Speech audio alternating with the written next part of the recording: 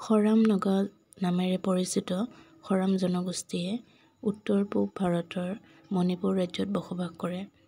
তেওঁলোকক ভাৰতে অনুসূচিত জনজাতি হিচাপে স্বীকৃতি দিয়ে। এন্থলগ অনুসৰি তেওঁলোকে মেইটেই ভাষাক দ্বিতীয় ভাষা হিচাপে ব্যৱহাৰ কৰে।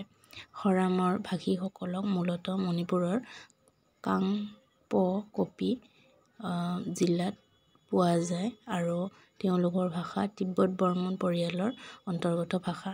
মণিপুৰৰ কাংপোকপি জিলাৰ টুইচেলেনফাই, লাইকোট খাৰাম, লাইকোট ফাইজুল, তাম্পক খৰাম, নিউ কেইথেল, মানবী আৰু খাৰাম খুল্লেন গাঁৱত প্ৰধানকৈ খৰাম উপভাষা প্ৰচলিত।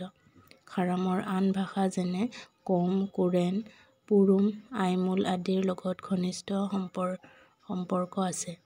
মণিপুৰৰ ৭খন গাঁৱত আজি খৰামসকলৰ বসতি আছে আৰু যাৰ ভিতৰত খৰাম পল্লেন গাঁওখন খৰাম জনগোষ্ঠীৰ আটাইতকৈ পুৰণি আৰু বৃহৎ গাঁও। খৰাম শব্দটো খোৱা ৰাম শব্দৰ পৰা উদ্ভৱ হোৱা বুলি বিশ্বাস কৰা হয়, যাক সেই ভূমি বুলি অনুবাদ কৰা হয়। আন এটা সংজ্ঞা অনুসৰি খৰাম শব্দটো খা অৰ্থাৎ দক্ষিণ আৰু ৰাম মানে ভূমি বা ঠাইৰ যৌগিক শব্দ যাৰ আক্ষৰিক অৰ্থ হৈছে দক্ষিণ ভূমি।